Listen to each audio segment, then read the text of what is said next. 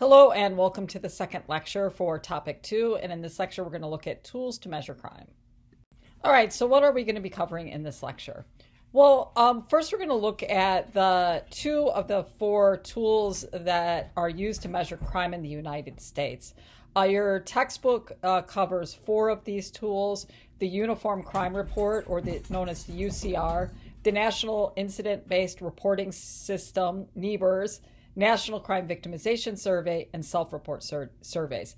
And in this lecture, we're going to look at 2 of these, the UCR and the NCVS, the ones that are highlighted in yellow there. And then we're going to talk about general crime trends in the United States. All right, so let's get started. Okay, so we know that crime takes place in all societies, but that we really don't know how much crime is taking place unless we have a means for measuring crime, some sort of systematic tool for figuring out how much crime is taking place within a community, state, or a country. And so your textbook talks about 4 tools that are used to measure crime in the United States, and they measure crime in different ways, and we're going to focus on 2 of those. So let's start with the first one, which is the Uniform Crime Reports, or the UCR. The UCR is a report that is issued by the federal government. In particular, it's issued by the Federal Bureau of Investigation, the FBI, yearly. And so it's a yearly report that comes out. And it's one of the best known and most widely cited sources of criminal statistics in the United States. The way that the Uniform Crime Report works is that local police departments in the United States, over 17,000 local police departments, not all police departments participate, but many do, that they issue monthly reports to the FBI. And these reports are basically the crimes that have been reported to local police officials. And so the reports are crimes reported to local law enforcement departments and the number of arrests made by these local police agencies. Okay, so that's what's reported to the FBI. That also in the UCR, that there is a report of cleared crimes. In other words, that a crime is cleared when you just don't have a crime that's been reported to police, but a cleared crime is when at least one person is arrested and charged and turned over to the courts. That means that the crime has been cleared. Not that somebody is cleared of the crime, like acquitted of a crime, but it means that the police have not only been a crime been reported to them, but they've been able to identify the perpetrator, charge that person with the crime, and then turn them over to the courts. As your textbook talks about, slightly more than 20% of all Part 1 crimes are cleared. And we talked about that earlier in the semester when we were talking about the criminal justice funnel, right? That we know crimes take place, half of them are reported to police, and of those that are actually reported to the police, only about 20% of them are ever cleared. In a moment, we'll take a look at a slide that basically shows the difference between types of crimes that are reported to police, and then also the clearance rate for certain types of crimes as well. Okay, so if I were to ask you, what kind of crimes do you think are most likely to be reported to the police? And if I was also to ask you, what kind of crimes do you think are most likely to be cleared by the police? That is where you identify a suspect and charge that individual with a crime. What would you say? What are the types of crimes that are most likely to be reported to the police? And also, what are the types of crimes that are most likely to be solved? Well, here's a graph from the Pew Research Center that reports out that this is from the year of 2019, but it speaks to the level of types of crimes that are reported and the clearance level of crimes. I mean, it's generalizable from year 2019. This is pretty typical for every year. So on the top part of this slide, you see that this is the percentage of U.S. crimes that are reported to police in 2019. Now, in a second, we're going to look at the National Crime Victimization Survey, and that's how we know what percentage of crimes have been reported to the police. Because we know from the National Crime Victimization Surveys that people tell us that they've been a victim of police. And then we compare that to the number of crimes, those sorts of crimes that have been reported to the police through the UCR. And so I don't know if this comes as a surprise or not, but motor vehicles are the type of, that's the crime that is most likely to be reported to police. And then going down from there, aggravated assault, burglary, robbery, simple assault, rape and sexual assault, and then household theft and personal larceny at much lower. Okay, so homicide's not included here because a person can't report out that they have been a victim of homicide because unfortunately that victim is dead. So here, we're not including murder in this list. It's probably not surprising that motor vehicles are number one because it's like we all depend on our car, and then we go out in the morning and our car is gone. We're not likely to not report that to the police, as we're probably highly likely. And then the more violent crimes, it's not surprising that they're likely to be reported. It also probably shouldn't be surprising that rape and sexual assault has a low percentage of being reported to police. Just because of the personal nature of rape and sexual assault, people may feel uncomfortable reporting that to police. Now down here, it shows you that the percentage of reported U.S. crimes cleared by the police, right? That's where you arrest somebody, charge them, and turn them over to the courts. Violent crimes are in dark green. Property crimes are in light green. And so it doesn't come as a surprise that violent crimes are most likely to be cleared by police, where property crimes less likely to be cleared by the police. And why do you think that is? Well, police are going to, focus their efforts on the most serious crimes. And they're going to be evaluated by whether or not they're going to be able to solve the serious crimes. And violent crimes are usually more serious. And so things like aggravated assault, rape, robbery, murder, and non-negligent homicide are going to get a lot of attention from police departments in trying to solve or clear that crime. But still, it's relatively low. 61% of murders are cleared. That means 40% go, or 61%. So that means like 39% are never solved, which you might think that it might be higher than that. Aggravated assault and robbery, 30%, kind of understand why rape and robbery may not be cleared for a variety of reasons. But when you're robbed, you're outside of your house, it could be dark, you don't get a good look at the suspect, there might not be a lot of DNA that's left, making it more difficult, less evidence to go for in terms of solving. And these, lesser, the property crimes probably just get less attention from law enforcement. But that gives you an idea of the level of clearance that we have in terms of crimes. So how reliable is the Uniform Crime Report? In other words, what are some of the factors that affect the validity or the reliability of the UCR?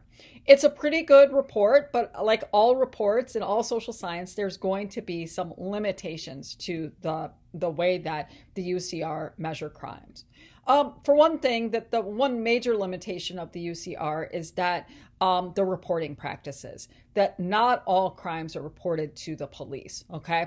So if we only went with the UCR, we would get a very incomplete picture of the amount of crime that's taking place in the United States, because as it states there, according to victim surveys, such as the National Crime Victimization Survey, less than 40% of crimes are actually reported to the police. So that's one of the things to keep into consideration when evaluating the validity of the UCR.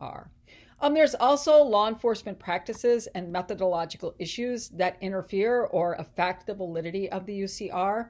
For one, the reporting is voluntary, and so not all police forces and departments participate in the UCR, again, giving us an incomplete picture.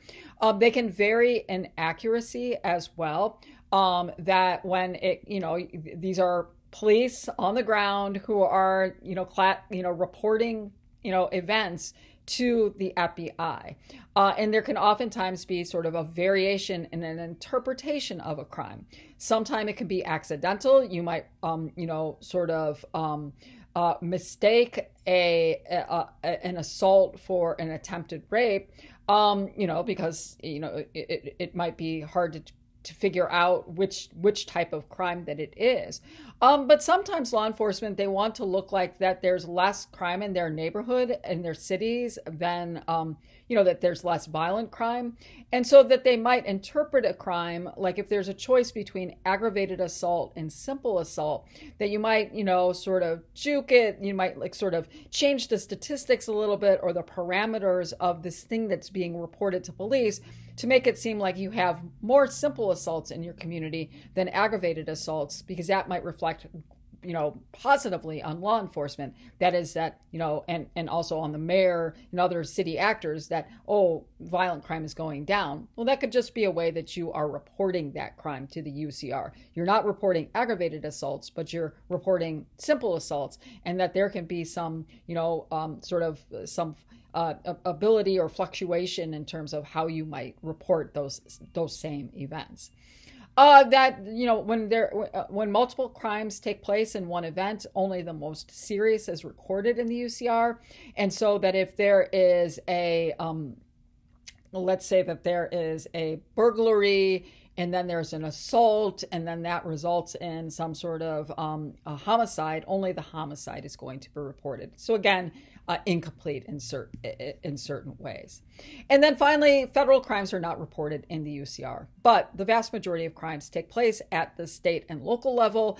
But you should just be aware that, again, there's certain limitations with the UCR as a tool for measuring crime.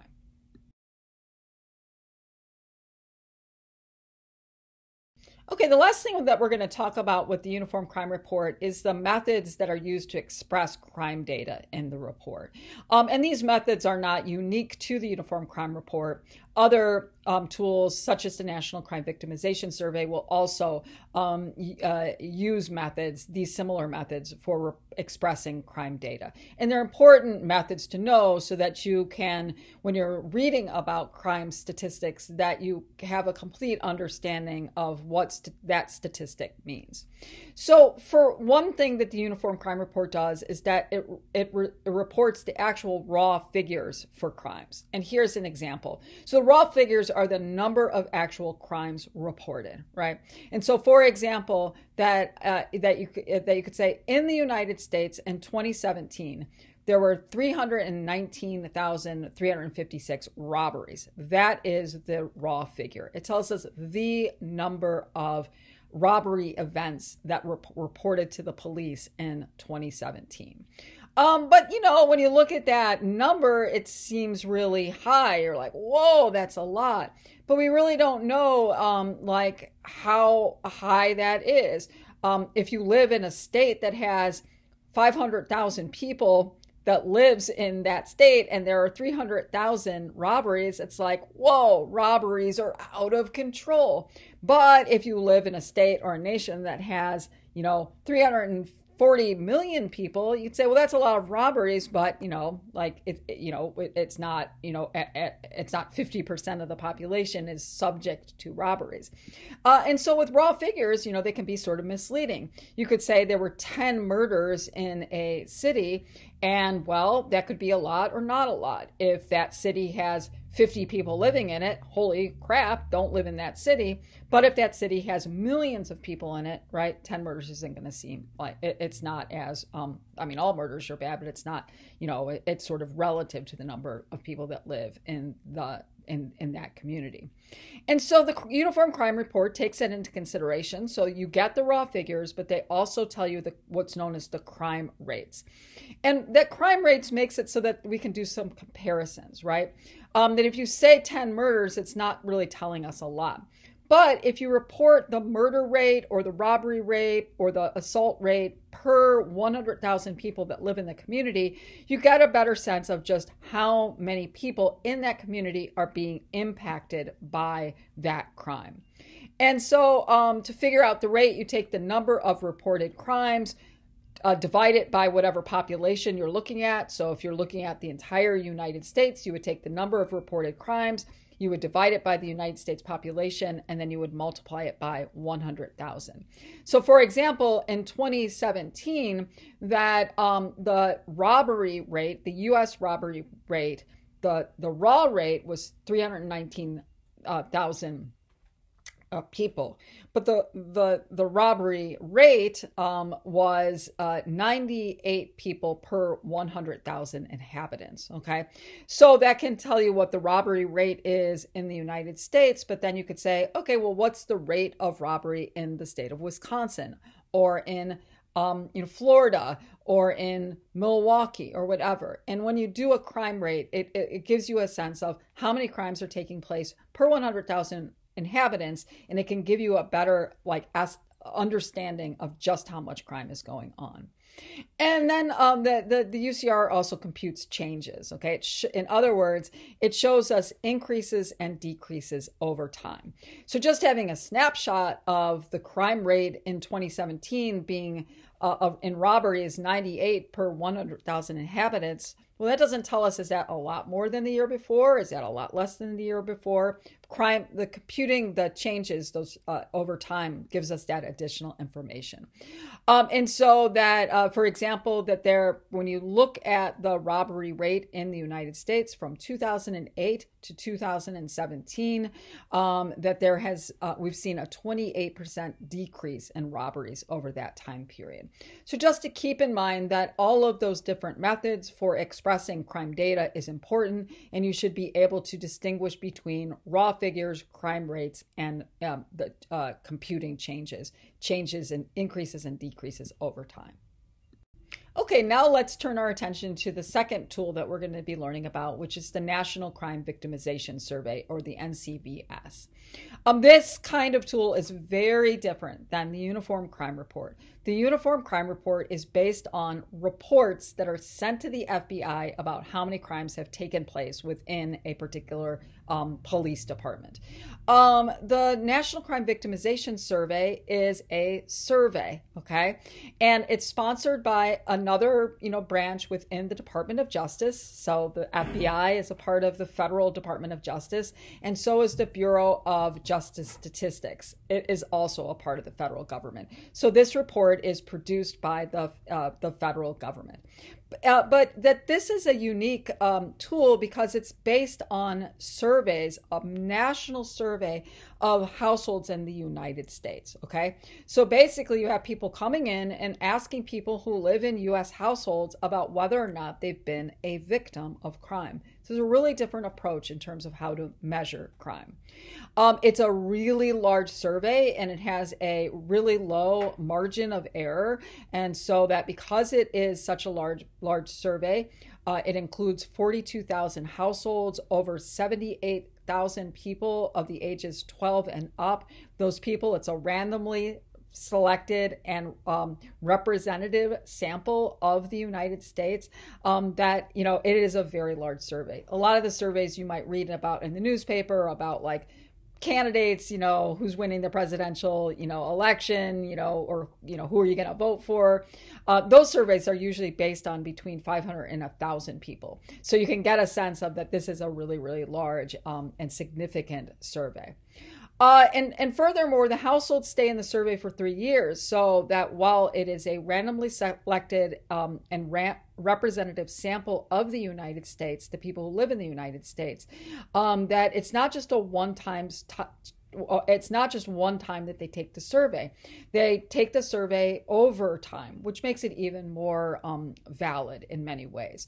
So households stay in the survey for 3 years, and they are interviewed 2 times a year, and they are interviewed as a household. And so that's another aspect of the NCVS, that it includes younger people in it. So that a lot of times when we think about, it's usually adults who are reporting crimes to police, right? And that's what shows up in the UCR.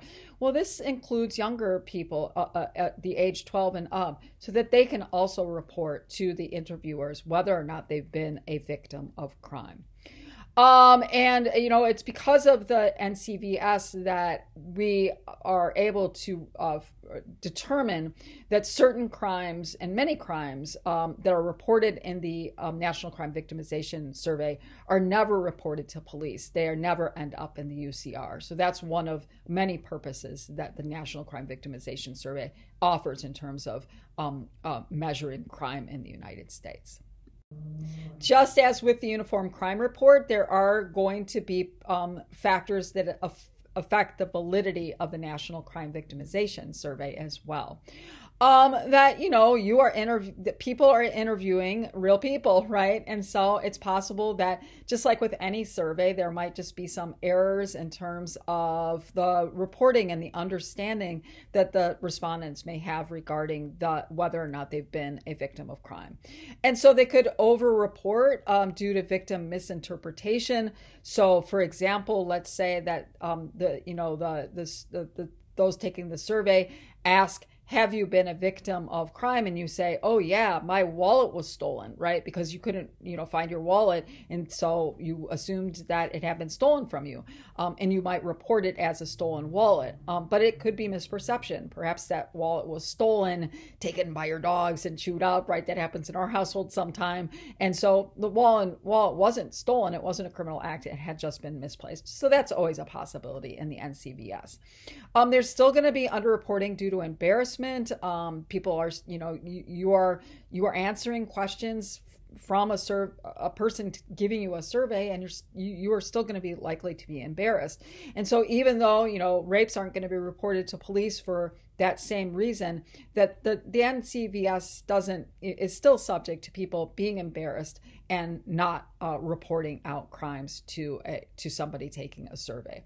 So that could be true in terms of child abuse. You're asking a 13-year-old, have they been, subject to a crime? Well, if they've been abused by their parents, they're not going to say that, right?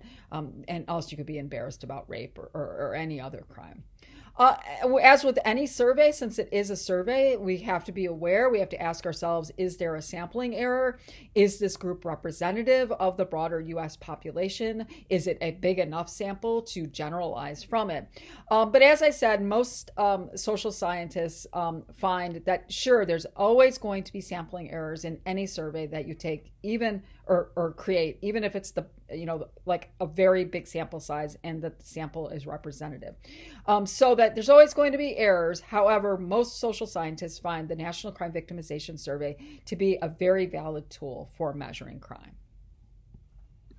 Okay, so let's turn our attention now to looking at the extent of crime in the United States and comparing our perceptions about crime versus the reality of how much crime is taking place in the United States.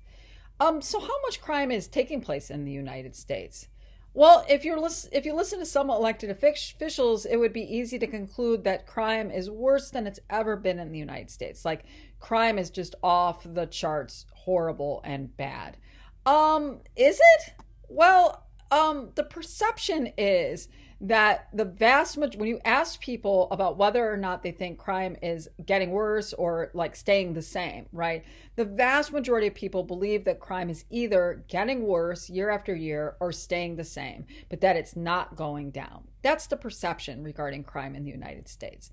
The reality is really different, though, than that perception. In the United States, all types of crime have been on the decline in the United States since 1993, okay? So we've seen a significant decline in the amount of crime in the United States. However, there have been some upticks. That we've seen an uptick in certain crimes in 2016, 2017, but that after that it returned to a downward trend. And that, as we're going to talk about in a moment, that certain types of crime, in particular homicides, have really increased during the pandemic years. I can't believe I just said years, right? The pandemic years, like we are moving into having had COVID. We're moving into the end of the second year, right? But as many of you know, and as you're going to be reading about in your articles this week, that homicides in particular have really increased quite significantly during the years of 2020 and 2021. But the general takeaway from that is that the crime has been on the decline in the United States.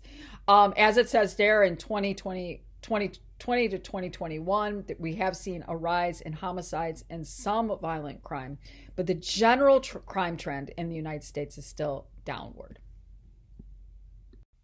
Okay, so this is a really cool graph that shows a visual illustration of the gap between the amount of crime that's taking place in the United States and people's perception of crime. And this was produced by, this is based on polling by the Gallup polling company. And so here's my magic pen, and we've got two lines here, okay? We've got the dark green line, and this is the dark green line of people that are asked in polls and who report. They're asked the question, do you think that there's less crime, the same amount of crime, or more crime this year than the year before, okay? And so this dark green line is the percentage of people that said that there's more crime in the United States, right? So that their perception is that crime is getting worse and worse and worse. In 1993, 87% of people said that there was more crime in the United States, right? Goes down a little bit. But then in 2015, that people still reporting there's more crime in the United States. This light green line here, this is showing the number of violent crime victimization rate per 1,000 people in the United States, okay, during the same time period, okay? And so as I said in the last slide, that, the highest rates of crime in the United States are in the late 1980s, the early 1990s. We do have a high amount of crime rate, and you can see that there. That the violent crime rate was that 80 people out of 1,000 people were victims of violent crime. But as I stated in the previous slides, that we've been on a downward trajectory for quite some period of time in the United States, that we've seen a declining rate of violent crimes and property crimes as well. But what's interesting here is that despite the reality of this decline in crime, okay, that people perceive that crime keeps getting worse and worse. So I think the question is why is that? What is contributing to that perspective that crime is just keeps getting worse and worse? This is another slide that just basically shows you the decline in crime in the United States from 1990s to 2019.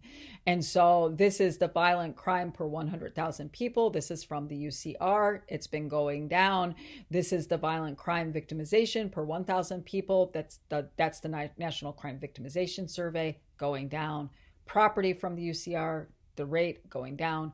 Property victimization, the rate going down. So that, again, doesn't matter whether you're looking at the UCR or the National Crime Victimization Survey. Since the 1990s until 2019, crime in the United States has been on the decline.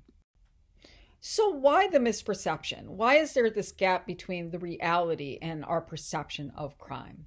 And if I had asked you on the first day of class, and when I used to teach face-to-face, this class face-to-face, that was one of the questions I would ask students. I'd ask them to take out a piece of paper, and I'd ask them, do you think that if you think about this year compared to last year, do you think crime is going up, down, staying the same, right? And year after year, my students would always say, it's getting worse, getting worse, getting worse. If I'd asked you that question on the first day of class, how would you have answered it? Would you have said it's going down, staying the same, getting worse? Regardless of how you would have answered, when you look at that gap between perception and reality, like what is shaping our perception, or in this case, our misperception of crime? And if you are a person that thinks crime is getting worse and worse, right? Like what is shaping that perception that you have of crime? I think that there's, many explanations for that perception. One, crime gets a lot of coverage by the media. It gets disproportionate coverage by the media, particularly local news, right? There's that old saying, if it bleeds, it leads. So if there's a crime, that's going to get a lot more coverage on the local evening news than anything else. So crimes get a disproportionate coverage in the news media. And we also have a lot of entertainment media that revolves around crime, right? I know a lot of you in your introductions were like, you're all true crime buffs, right? There's so many true crime documentaries. And so maybe that interest, that there's a lot of entertainment media out there that it revolves around crime, that could give an overblown sense of crime. It could also be where you live, right? Or just your general sense of danger, right? You might feel in danger even though that is not borne out by the reality. I guess something to think about is this gap a cause for concern, right? That gap between the reality and the perception of crime. I would argue that it is a cause for concern, and that when we get into reading the book Locked In, right, that we demand things of our lawmakers, right? We want them to address crime.